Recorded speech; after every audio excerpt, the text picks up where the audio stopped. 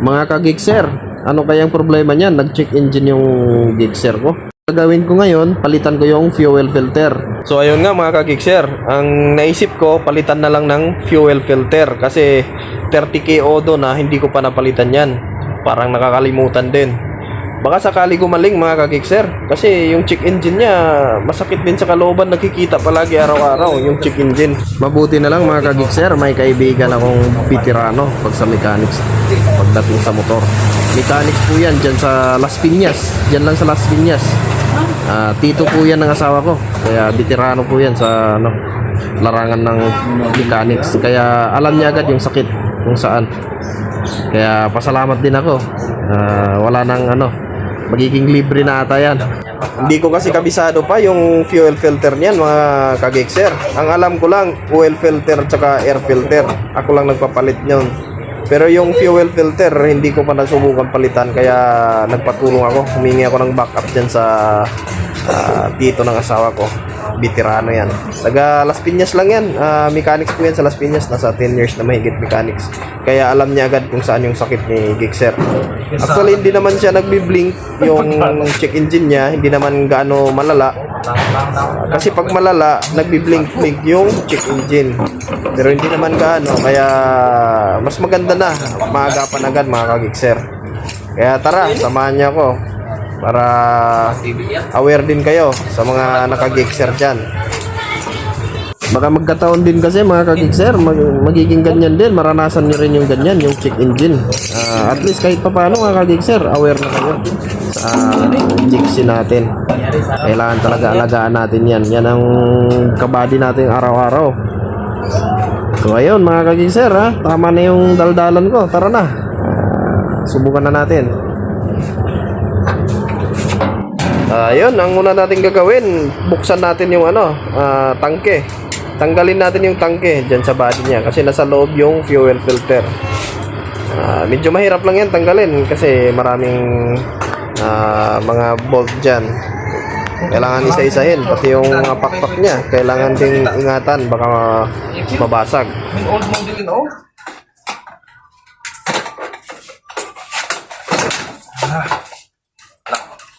Ito. Sipa. Sarang ko ito.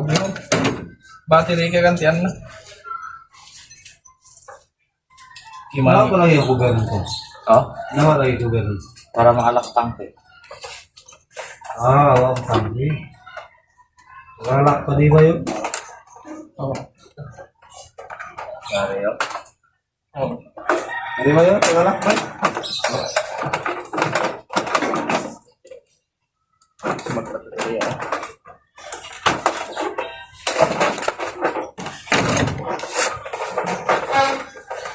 Ini cari aja dengerin jis mo doon. Cari yun. Oh ya? Wow. Piring. Pero saya jisnya. Wedges. Ana. Saya ini start up tuh. Mari wedges. Ini unin aja wedges. Oh.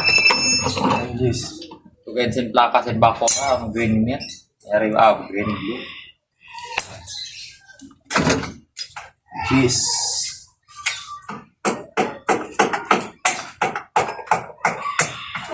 Ini naman yung ganyan. Kung maaja ka, lock na yan, goma. Ha? Goma rin. Ito nangyari ako. Goma na? Ako na ba? Ako na mapika na.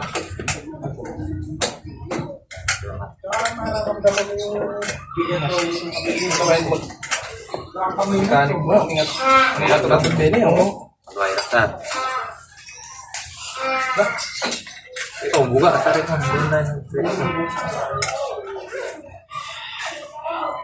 Sabihan na kita siga. Kala ko sigawan. Biyak. Ayo. Business yan. Ito ay. Iupan daw. Balburo. Pula. Ano yan? Nain. Wala ko rin ba? Dua. Kita masalah. Si karon magkabukon na mapi sin si kapula. Pwede ni Di lang takaw si karon Winston. basta pulara, ay problema. Hindi na si pamansi tong Winston ibang kamil.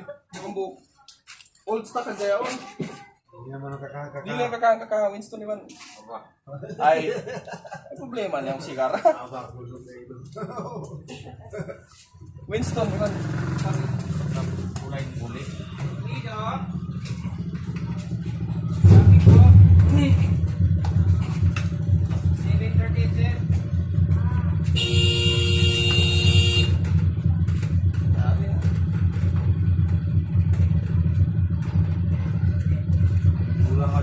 Sa pulara. Kita kabukon na mapi si pula.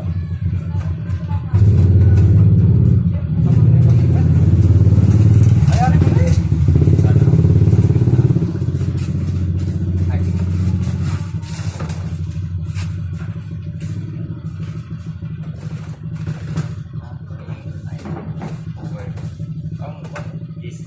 Yes. Aturon ko yung kuhan mo yan. Ba't umingat ako? Saan yung moves mo yan? May carpet.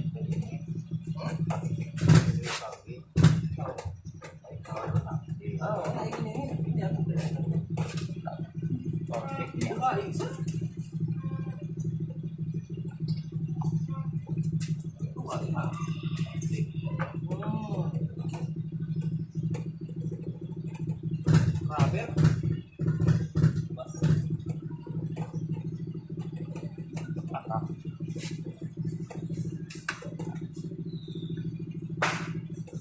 Susuko ta sini. Tidak mau apa apa.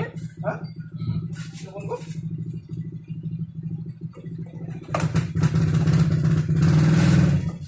Unload kayo ya. Sa unload mo. Angkat screw doon. Unload mo sa.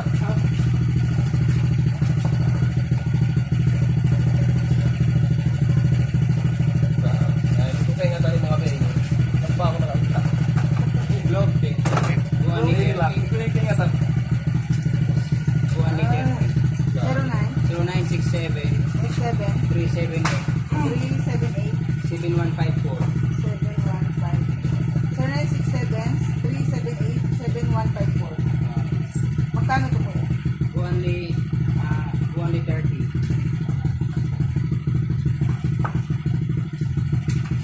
Oh.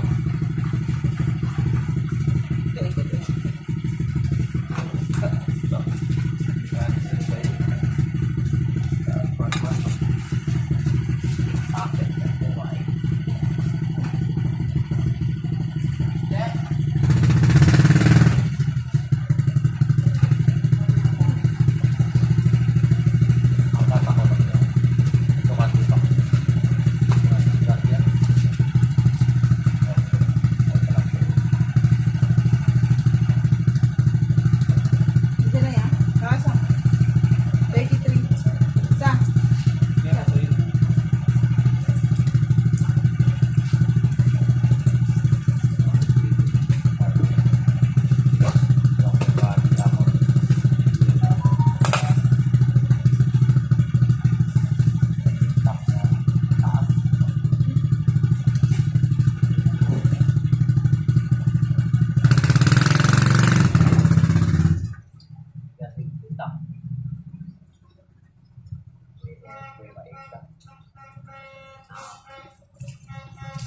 Yan po yung tanong eh.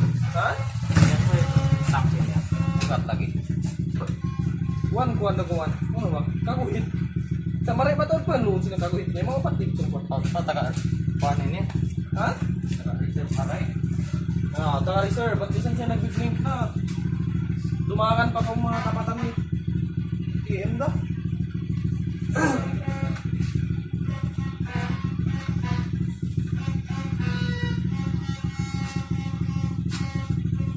Kaya nga tanong. Palaway ha, bis pag-upit. Apa? Kung isa na ako mga pag-up. Pagkakawaan si mga kuwan yan.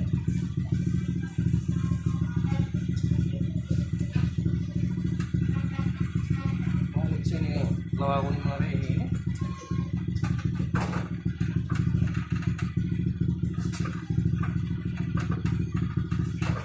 Sa, di lima ko tarapo. Ayaw na, ayaw na.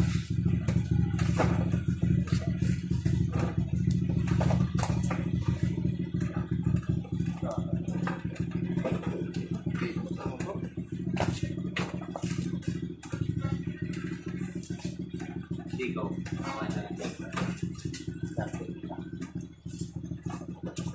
Oh, ayan na. Ayan na.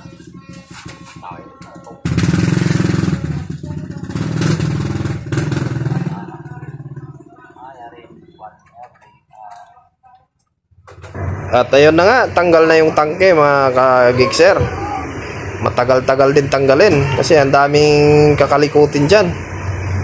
At kailangan ingatan din talaga yung mga pakpak niya. Kasi yun nga, baka mabasag. Mamahalin din yan. At saka napakahirap din hanapin yan, yung mga pakpak niyan. So ayun, tanggal na. So yan, hanapan natin ng mapaglagyan ng maayos para makuha na natin yung fuel filter sa loob. Ayun, next natin gagawin dyan is kunin na yung fuel filter. Nasa loob po yan. Kailangan nakatihaya yung tank. Yung tanke para makuha.